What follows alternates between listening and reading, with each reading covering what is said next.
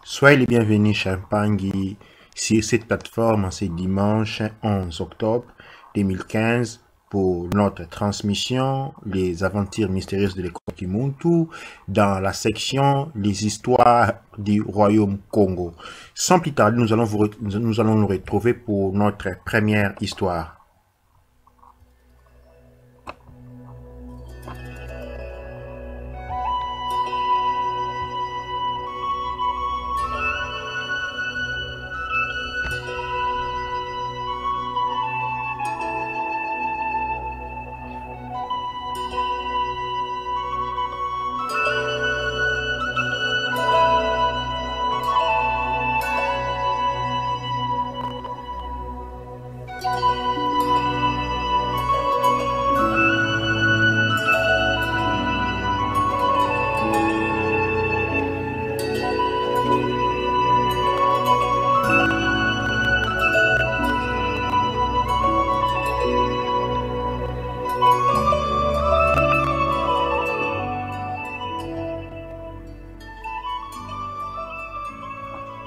Il était une fois un vieux pêcheur qui osa braver les majestueux fleuves Congo par temps d'orage. Il voguait en silence, seul sur l'onde tumultueuse, caressant dans le cœur l'espoir de ramener quelques petits poissons à ses enfants. Mais en vain. Le ciel était en colère et toute la nature avec lui. Le vieil homme se plaignant auprès de la nature dans un triste soliloque, pagaillait tête baisse, quand soudain, il aperçut en aval un jeune garçon qui ramait, lui aussi seul dans une petite pirogue. D'un coup d'œil circulaire, le vieux Ndandu s'assura que l'enfant était vraiment seul ou accompagné. Comment ce gamin peut-il naviguer par un temps pareil sur les puissants fleuves? À l'horizon, un gros nuage noir annonçait un autre orage imminent, et le bruit déjà perceptible de la tempête exhorta les vieux pêcheurs à redoubler d'efforts pour rejoindre l'enfant et l'aider. Petit garçon, bonjour, d'où viens-tu? Ne vois-tu pas que le ciel au-dessus de nous est sinistre et que le temps n'est pas propice à la navigation, surtout pour les enfants, dit le vieil homme. Bonjour papa, je ne savais pas que le temps ici était si maussade. Je viens de mon village, juste là, sous cette eau sur laquelle vous voguez. Eh bien, à cause de mon indiscipline, de ma désobéissance et de mon caractère taquin, j'en ai été chassé par mon père, qui m'a projeté à la surface de l'eau de ces fleuves, m'ordonnant de ne plus revenir chez eux. Le vieux pêcheur fut ému par ces récits. Il se rappela que son père et sa mère, à une époque lointaine, lui racontaient les exploits de Tamasamba et de Tapeta Mundongo, les légendaires plongeurs de la contrée et de leur voyage de plusieurs jours au fond du lac Nanga et Ngambusi, sans scaphandre bien sûr. Que ceux qui vivaient sous cette eau et dont ils entendaient souvent parler dans les contes et légendes lui ressemblaient physiquement. Il n'en croyait pas ses yeux. La femme monta dans sa pirogue et le vieil homme y embarqua aussi son petit canot et sa rame. Une fois de retour chez lui, le vieux pêcheur raconta l'événement à sa femme et lui présenta le courageux petit garçon qui s'appelait Wata. À l'occasion d'une grande fête à laquelle il avait convié les gens de son village, ceux des villages avoisinants, tous les notables et les plus hauts dignitaires de la contrée, Ndandu le vieux pêcheur présenta solennellement les braves petits Wata. L'unique prise que la nature lui avait donnée les jours où, maussade, elle avait décidé de ne rien donner à tous les pêcheurs du monde. Et Wata fut adopté par la famille de Ndandu qui comptait maintenant 11 enfants. Vivant dans la famille d'un homme de la terre, Wata comprenait désormais les peines des gens de cette partie du monde. Ainsi, à cause de la disette qui dégénéra en véritable famine dans tous les villages, Wata voulut un jour descendre sous l'eau pour chercher des poissons. Il demanda ses goûts à chaque habitant du village. C'est que les villageois prirent pour une plaisanterie d'enfants. Quel est ce pêcheur, se disait-il, qui pourrait rentrer des pêches avec tant de filets de poissons au goût de chaque habitant du village dans lequel il se trouve? Personne ne pouvait y croire, surtout que l'enfant le disait en souriant. Wata avait fait sa plongée le matin, bien avant le lever du soleil. Au fond des eaux, il a été accueilli par les siens qui s'étaient enquis de son état de santé et de la vie qu'il menait là-haut. Puis, peu avant midi, il remonta à la surface de l'eau. Il en sortit, s'ébrouilla et rejoignit la terre. Les villageois étaient là, ceux qui avaient donné leur préférence en plaisantant et ceux qui n'avaient rien dit par incrédulité. Wata leur demanda de l'aider à tirer un grand filet lourd de tous les poissons demandés. Wata servit les gens selon leurs préférences et selon leurs besoins. Il ramena les restes chez son père adoptif Ndando. Sa mère adoptive filma et sécha les poissons qu'on mangerait plus tard. Wata grandit et prit une femme qui lui donna beaucoup d'enfants. Il devint un grand pêcheur. C'était le plus grand pêcheur de la contrée. Souvent, dans les périodes où la rivière ne donnait plus de poissons, lui seul était capable d'aider les villages. Il enrichit la maisonnette de son père Ndando et rendit le vieux homme très puissant et très célèbre. Wata vécut très longtemps. Quand il mourut, on l'enterra dans un petit cimetière du village. Mais le surlendemain matin, la fosse était vide.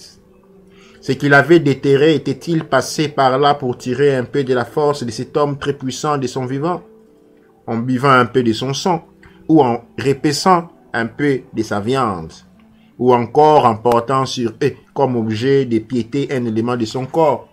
Non.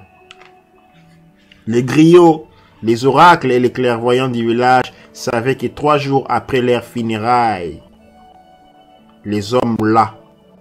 ces hommes-là, dits enfants de l'eau, prenaient simplement le chemin du royaume de leurs ancêtres. Ils abandonnaient leurs fosses pour rejoindre le monde des eaux. On dit que les albinos sont les descendants de Wata, issus de son union avec une terrienne. Et pour clore cette légende, les anciens posent souvent la question suivante. Avez-vous jamais vu la tombe d'un albinos dans l'un de nos cimetières? C'était notre première histoire, extrait du livre Ndando le vieux pêcheur et l'enfant du fleuve, de Georges Mavumba Sokate, de la rubrique de l'école de la radio qui monte au compte du royaume Congo.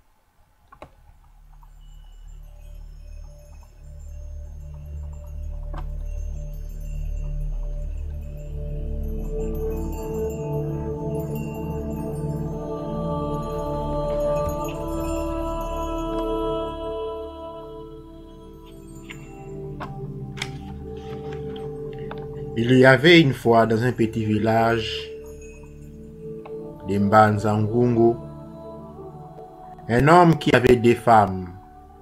L'homme s'appelait Tony. Ces deux femmes, dans l'intervalle de quelques jours, accouchèrent l'une après l'autre.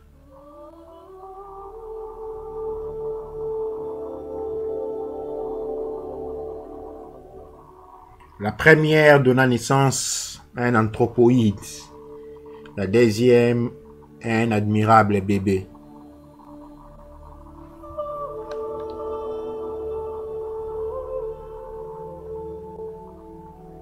Leurs beaux-parents ne s'intéressaient qu'à l'enfant de la deuxième femme. Et la première femme se disait: tout le monde ne s'intéresse qu'à cet enfant parce que c'est un vrai bébé, c'est un joyau. Il sera chachouté par toute la famille. Quant au mien, qui les regardera donc? Que faire? Je dois éliminer ces bébés qu'ils aiment tant. La deuxième femme revenait un jour de la rivière quand elle trouva son enfant qu'elle avait laissé endormi, inerte sur le lit, baignant dans un mar de sang. Qui pouvait être à l'origine de ces maîtres, si ce n'est la première femme qui avait écrasé la tête du bébé d'un coup sec de pilon? Pleurant à chaudes larmes, la deuxième femme sortit de la maison avec sur la tête une cuvette qui contenait les petits corps inanimés en quête d'un oracle qui rendrait la vie à son rejeton. Elle marcha pendant longtemps. À un carrefour, elle vit des herbes, des arbustes et un monticule d'excréments humains. Aucun être vivant autour d'elle. Qui peut me renseigner ici? Demande-t-elle. Si un de ces arbustes, une de ces herbes, ou même des tas d'excréments humains pouvaient parler, m'indiquer la voie menant à l'oracle que je vais rencontrer. Cela m'aiderait beaucoup, beaucoup. Mais ce sont des choses qui ne peuvent pas parler. Que faire? Je suis désespéré. Une voix soudainement se leva du monticule d'excréments. Moi, je peux t'aider. Oui, moi. Regarde-moi bien. Mais je ne t'indiquerai la voie à suivre que si tu consens à me mettre à l'abri des piqûres de mouches. Où? Donc et comment? Interrogea-t-elle. Dans ton estomac, bien sûr, car là, les mouches ne pourront pas me suivre et m'importuner. Ah, quelle peine! Aïe, aïe, aïe, aïe, aïe, aïe, quelle peine! Qu'est-ce que tu me demandes? Ah, mais si telle est la condition pour que mon enfant ressuscite, j'accepte. Elle se concentra et avala les excréments qui lui indiquèrent les chemins à prendre. Elle arriva à un étang limoné. Et elle lui demanda: ô trouble, ô couleur de deuil, où est le chemin qui me conduira au puissant oracle que je cherche à rencontrer? Lèche la vase qui m'étouffe et je te l'indiquerai une fois libéré, ronronna l'étendue d'eau dans un murmure à peine audible. Elle s'immergea jusqu'à la taille et lécha la vase. La mare lui indiqua le chemin à suivre. Elle arriva devant un cours d'eau ayant la couleur et l'odeur d'urine. Un cours d'eau très sale, territoire des moustiques et de tous leurs cousins. Oh, oh, oh, senteurs de latrines, qui dans nos villages sont à l'angle des vieilles palissades, ô des initiations et des baptêmes de nos ancêtres, que faire pour ressusciter mon enfant? Couche-toi dans mon lit et tes yeux verront les chemins de la résurrection. La jeune femme se coucha, ferma les yeux et lorsqu'elle les rouvrit, elle marchait sur une longue piste ensoleillée. Au bout de la piste, elle entra dans un village abandonné. La porte d'une hutte délabrée était ouverte. Elle y entra timidement, déposa le cadavre de son enfant sur une couche et s'endormit sous la véranda. C'est là que, rentrant de la rivière, une vieille femme et une petite fille la trouvèrent. « Salut étrangère, d'où viens-tu » demanda la vieille d'une voix nasillarde. La nature miséricordieuse m'a indiqué ce village, comme la terre de l'oracle qui ressuscitera mon enfant. Balbutia-t-elle sous l'effet de la surprise et de la peur en montrant du regard la dépouille de son enfant. À ces mots, elle s'est mise à sangloter et supplia. Non, non, non, non, non. Je ne veux pas qu'il aille sous terre. Le poids de la terre ne saurait être supporté par un innocent bébé qui n'a rien fait d'autre que de venir dans ce monde d'hommes méchants. Étrangère, ne pleure plus, calme-toi. N'aie pas peur. Bientôt la Hitte sera trop petite pour accueillir tous les oracles, tous les devins, tous les magiciens qui donneront la vie à ton enfant. Ta foi est grande. Puisse-t-elle réveiller ton enfant qui dort d'un profond sommeil? Elle passa la nuit dans la hutte de la vieille femme. Le lendemain matin, la vieille qui devait se rendre au champ confia sa petite fille à l'étrangère, la priant aussi de lui faire la cuisine, et elle s'en alla. Pendant que l'étrangère travaillait, la voix de la petite fille l'interrompit. « Je vais aller faire mes besoins. Pouvez-vous, s'il vous plaît, étrangère, m'accompagner derrière la case? J'ai peur de m'y rendre toute seule. »« Volontiers, » répondit-elle. « Allons-y. » La femme dut arrêter son travail pour accompagner la petite aux yeux d'aisance. Là, loin des oreilles des murs de la Hitte, après qu'elle eut fini de faire ses besoins, la fillette livra à l'étrangère quelques secrets de sa grand-mère. « Elle t'a demandé de préparer des repas, n'est-ce pas? Tu feras ton travail sans goûter à la sauce pendant la cuisson des aliments. Même pas pour vérifier la dose du sel. Même pas pour calmer un peu ta faim comme le font beaucoup de femmes dans la cuisine. Sinon, tu ne rentreras plus chez toi et rien de ce que tu attends ne se réalisera. Tu as compris? Ne me trahis pas. Tu me le promets? Jure sur la dépouille de ton enfant. » L'étrangère jura et continua à préparer les repas en suivant les conseils de la fillette. Quand la vieille femme rentra des labours, elle ouvrit chaque marmite pour apprécier les mets et, en même temps, parlant comme une femme qui apprécie la cuisine d'une autre, avec des gestes de la main, de la langue et des lèvres, elle posait des questions dans un langage sibylline au contenu de chaque marmite. Elle commença par la marmite qui contenait de la viande d'un gibier inconnu des humains. « Viande, chair de nos corps, l'étrangère n'a-t-elle pas goûté pendant la préparation un seul de tes morceaux, ni même à la sauce? »« Non, » répondit le plat de la viande. Elle souleva le couvercle de notre marmite qui contenait du poisson et posa la même question. La réponse fut négative. 3 autres marmites interrogées donnèrent la même réponse négative. Puis, sonna l'heure du repas. De buffles apparurent pour partager les repas avec la vieille femme. Après les repas, dehors, les animaux lui demandèrent de leur dire ce que l'étrangère faisait chez elle. La vieille leur répondit: « J'attendais ces moments de la sieste sur la paillote pour vous en parler. Vous m'avez dévancé. Cette femme est arrivée chez moi hier avec dans les bras les cadavres de son enfant, prétendant qu'elle a été guidée ici par la nature, qu'il lui a révélé que chez moi, que son bébé ressusciterait. Je vous attendais afin qu'ensemble nous voyions ce que nous pourrions faire pour elle. » Les buffles rentrèrent dans la hutte pour examiner la dépouille du bébé. Autour de celle-ci, ils béglèrent des prières et soulevèrent le corps avec leurs cornes. Puis, ils dirent à la mère de leur laisser la dépouille du bébé et de s'en aller, après lui avoir remis un bout de bois noir. « Va, marche droit devant toi, ne regarde ni derrière toi ni à côté. Va, plus loin là-bas, tu t'arrêteras devant une rivière sur laquelle tu verras flotter des boîtes de toutes les couleurs, plus belles les unes que les autres. Tu n'étendras ta main que pour attraper une seule boîte, une boîte noire. Tant que tu ne l'auras pas vue et attrapée, tu ne pourras pas franchir la rivière pour aller chez toi.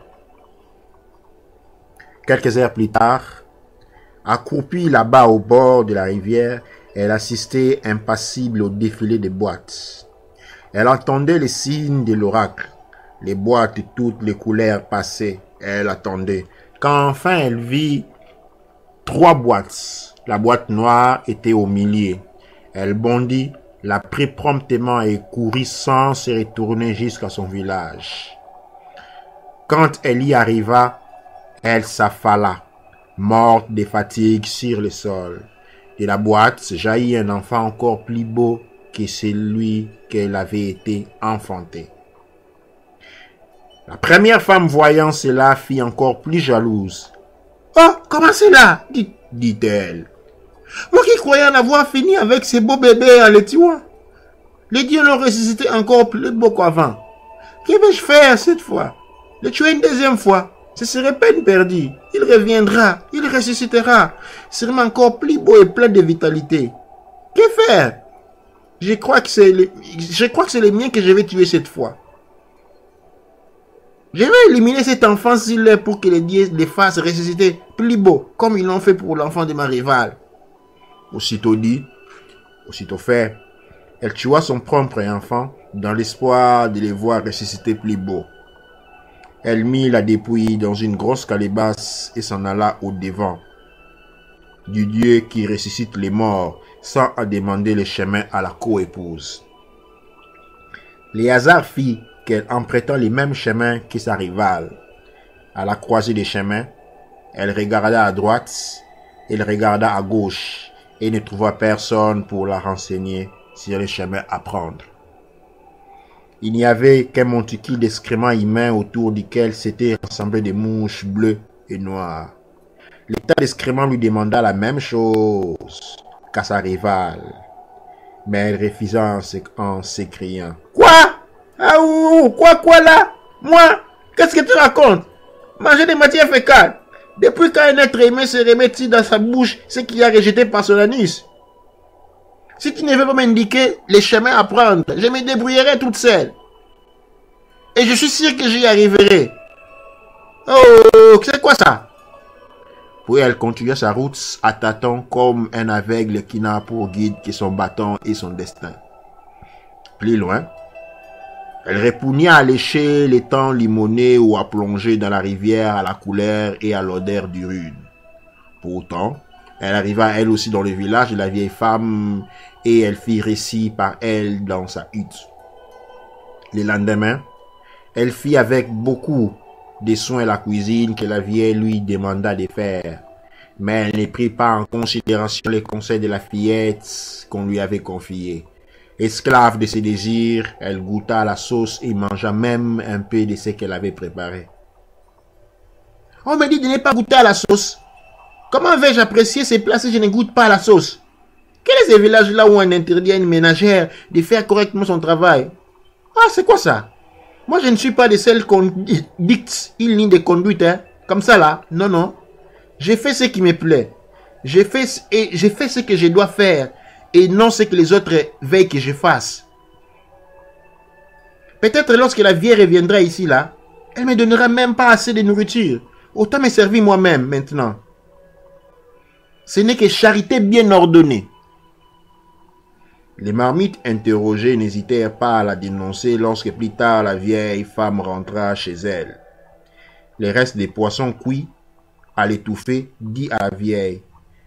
Si tu doutes, demande-lui seulement d'ouvrir sa bouche et tu verras comment les arrêts des poissons qu'elle a mangés lui ont blessé les commissures de lèvres.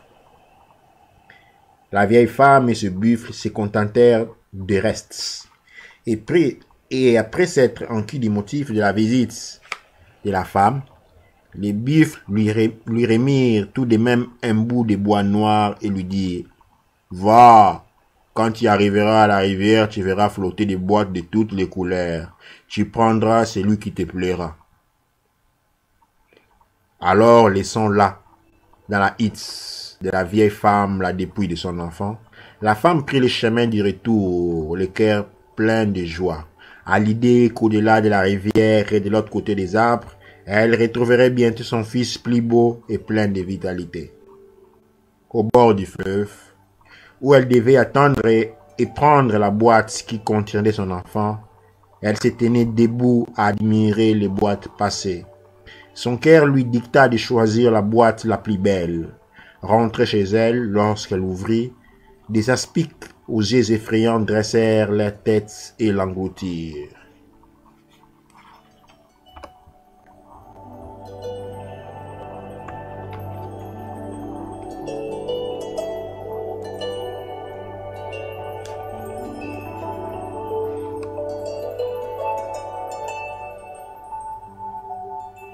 C'était notre deuxième histoire et dernier de ce dimanche, intitulée Sur les sentiers de la résurrection. Une histoire extrait du livre Dan d'où les vieux pêcheurs et l'enfant du fleuve, dont nous continuons encore la lecture. Merci d'avoir été avec nous pour ces petits temps que nous partageons ensemble pour les histoires mystérieuse de l'école Kimuntu de la section Contes du Royaume Congo. Merci à tous les auditeurs de la radio Kimuntu. Merci de toujours rester ensemble avec nous. Je vous donne donc rendez-vous pour les prochains dimanches dans notre rubrique Les aventures mystérieuses de l'école Kimuntu. Bonne soirée, bon dimanche à tous.